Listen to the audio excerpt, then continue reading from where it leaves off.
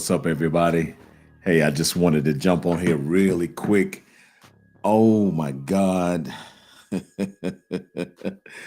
I had to come on here, man, and just talk about God today at the Freedom Church. When you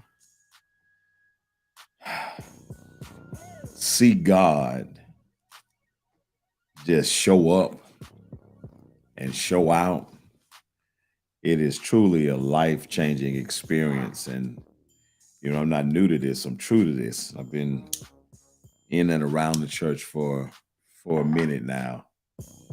Let me tell you something. There is something happening at the Freedom Church that is absolutely amazing. And I know from time to time you hear us church folks get on here and we talk about that kind of stuff, and you probably hear it so much you'd be like, yeah, that's what all y'all say. And the only thing I can tell you is come see for yourself.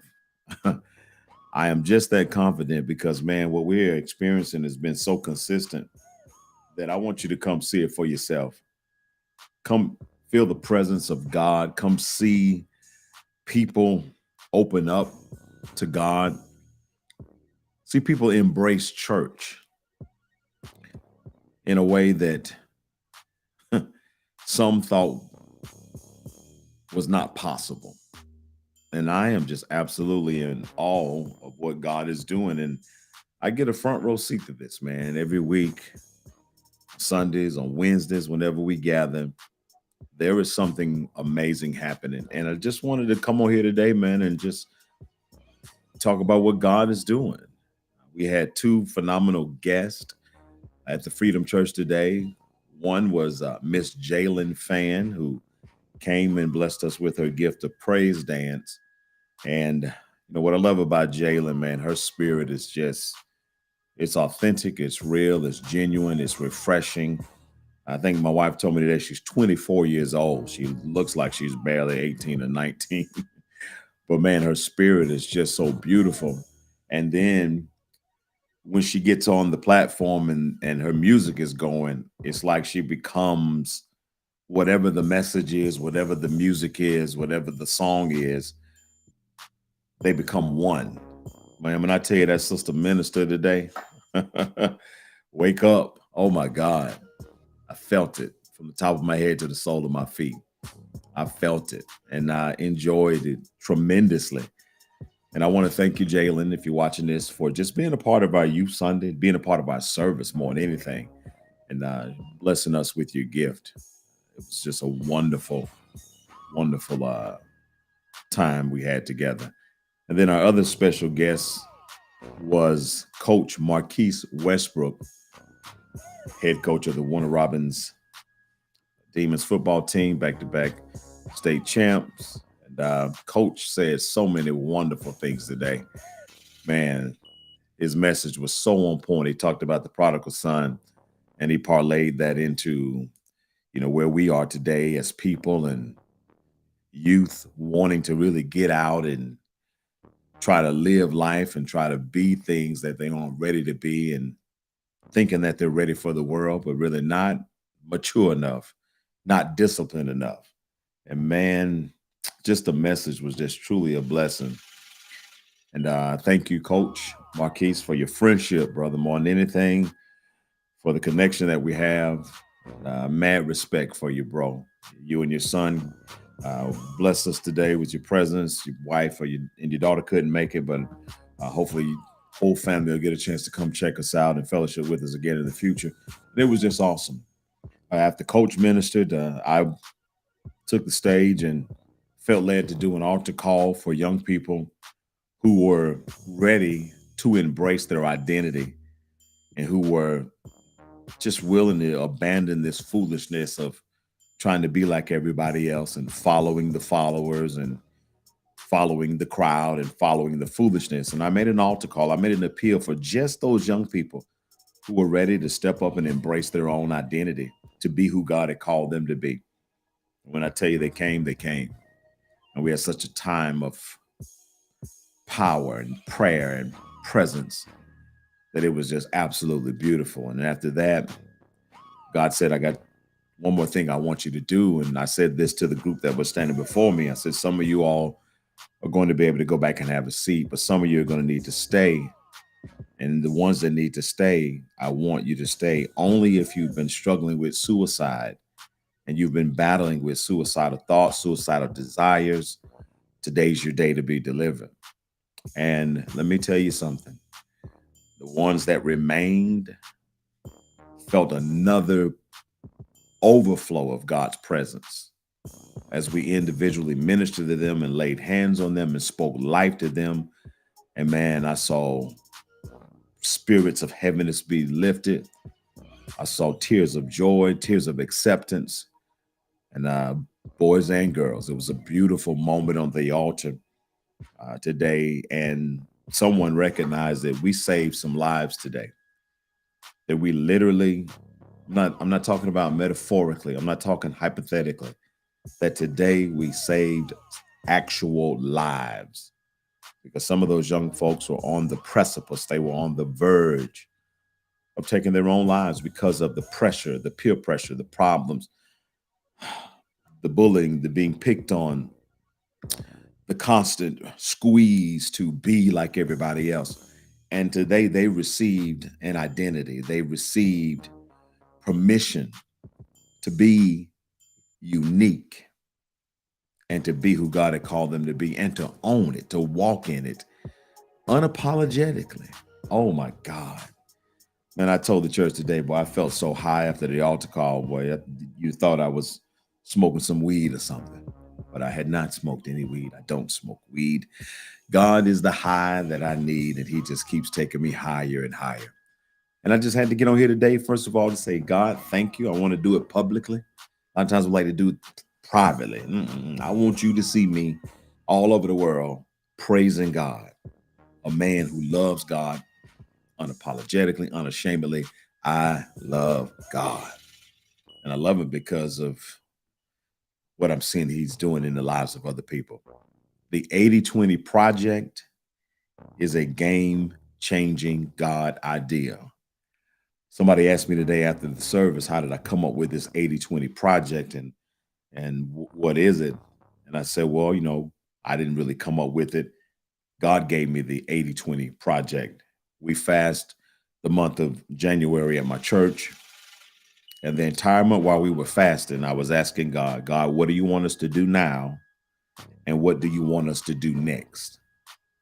And he gave back to me. He said, I want you to do 80/20.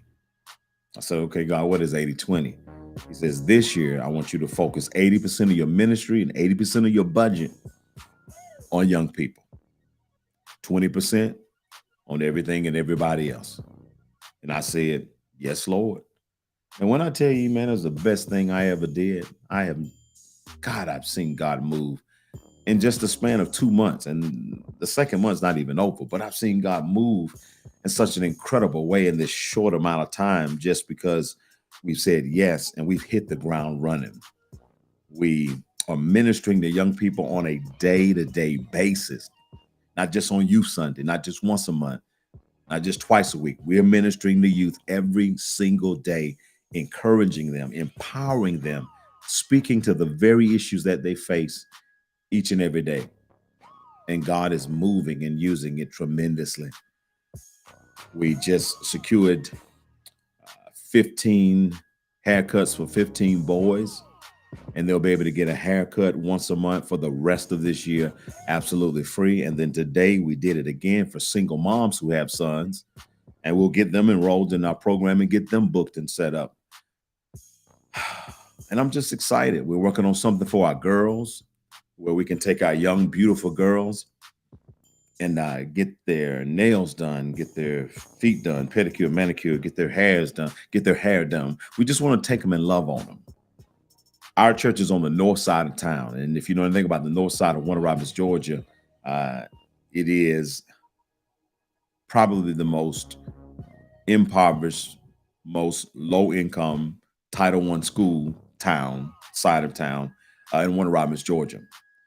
That being said, I believe God has placed the Freedom Church on that side of town for a reason, to be a light, to be love, and to be hope, and to show people that the church It's not an institution that's trying to get something from you, but we're an institution that's willing to invest in you. And that's what we're doing. And I am so proud to be doing that. Someone asked me today, how'd you come up with this 80/20? And like I said, I was telling them that God gave it to me. And I said it made sense to me because I don't know any other group right now in the world that needs to be focused on more than young people, because young people are under attack. The enemy is focusing on young people.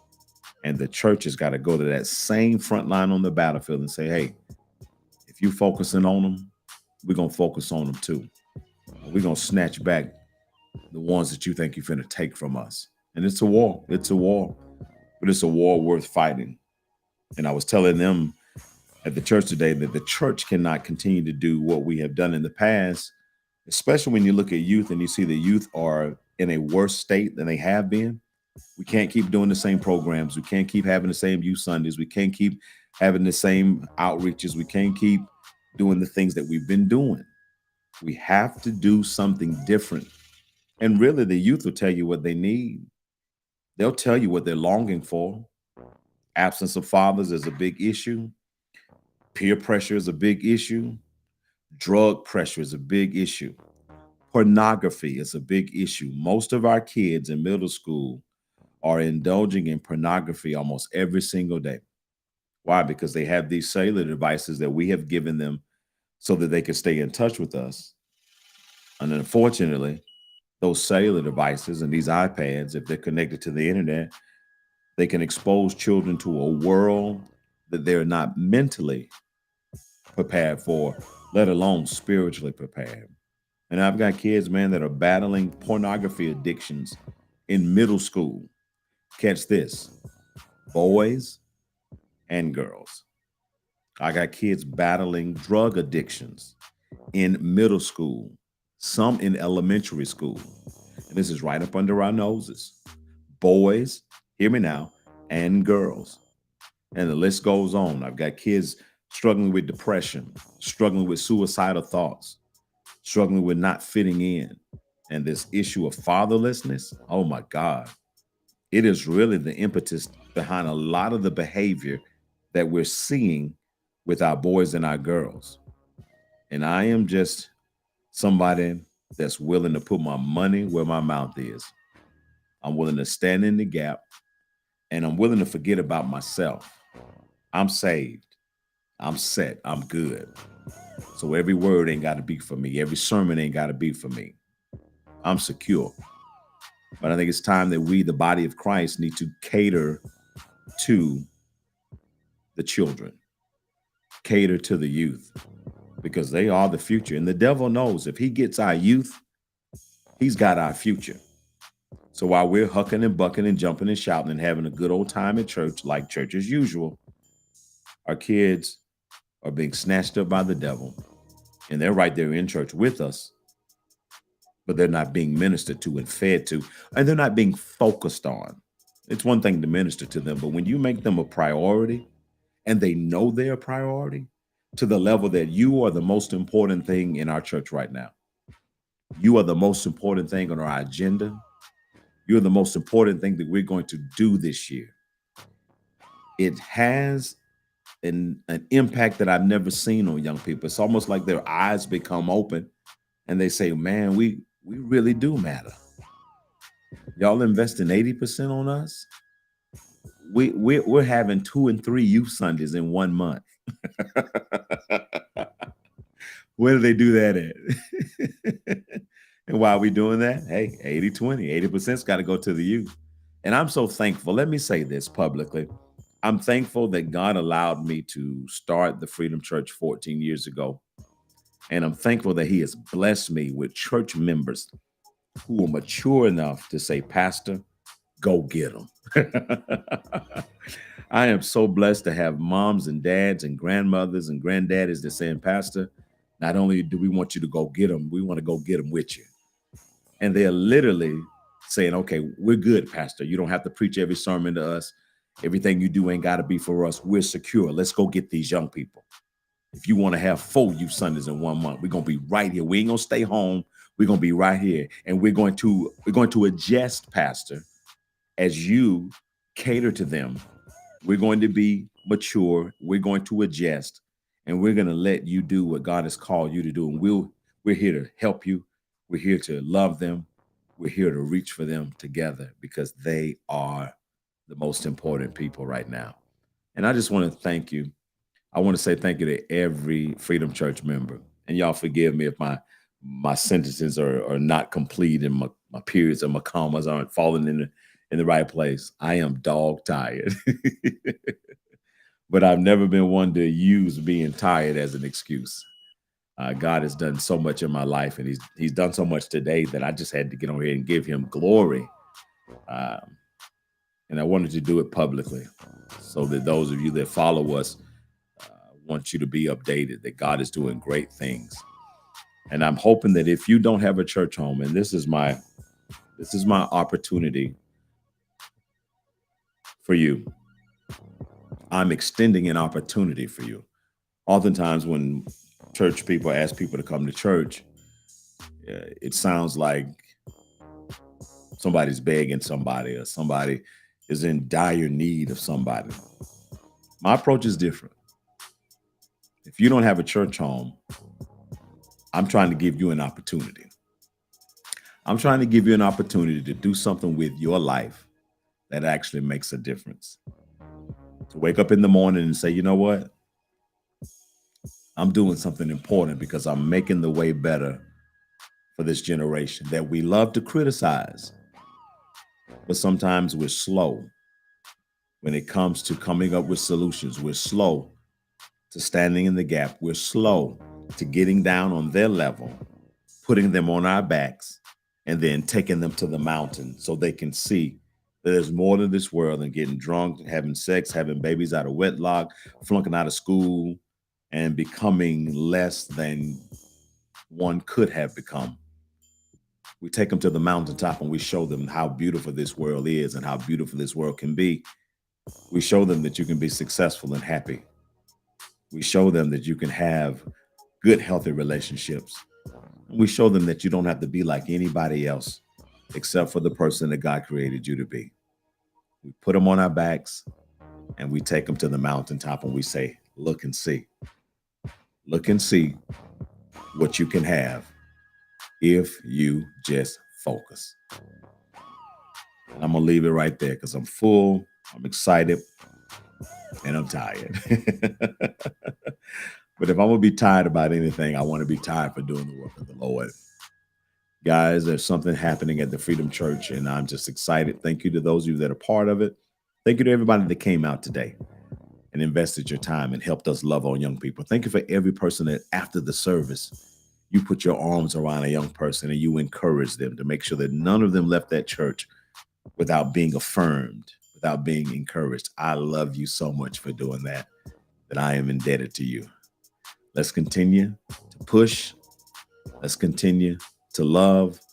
And let's continue to focus on the children, the youth, because they truly are our future. Have a blessed day. Know that I love you. Know that I'm praying for you. And listen, just know you ain't seen nothing yet. The best is yet to come. Have a blessed Sunday, everybody. God bless you. We love you. Peace out.